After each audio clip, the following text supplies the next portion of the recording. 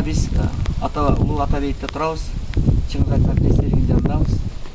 Бул улуу жазуучу менен мен тирүү кезинде 3 жолу жолугуштум. Эң биринчи жолу 1992 жылы Чыңгыз Төрөкулович Советтер Союзунун Кармукта элчиси болуп, Люксембургда элчи болуп иштеп атканда ошол жака мен барып, ушул киши менен бир саатта жолугушуп, сүйлөшүп, бул кишинин кеңештерин алганмын, акыл насаатын укканмын. Мени салдырган, таанышканбыз, сүйлөшкөнбүз, улуу жазуучунун далай кызыктуу аңгемелерин укканмын. Андан кийин Бишкекке келгенде бул кишинин резиденциясында дагы жаштар барып, бул киши менен сүйлөшүп, 6-7 саат баарлашып, аябагандай соң рахат алганбыз.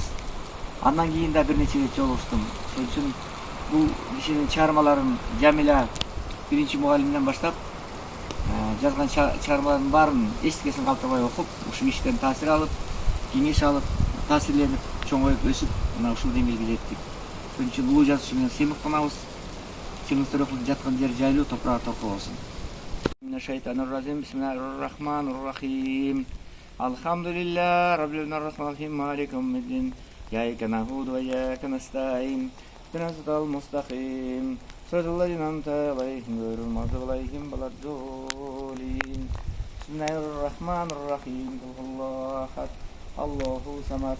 Лам ялид ва лам юулад. Аллаху ахад.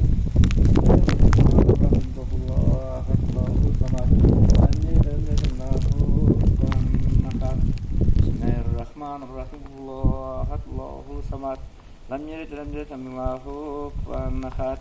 Subhana rabbika amma yasifun. Wassalamu ala al-mursalin alhamdulillahi rabbil alamin.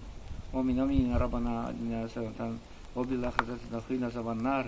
Allah subhanahu wa ta'ala şu Төрөкул баласы Чыңгыз атабыздын арбагына башталып жаткан жер жайлуу топурак торкол. Ушундай улуу жазуучулар дагы сөйлөйсүн, Алла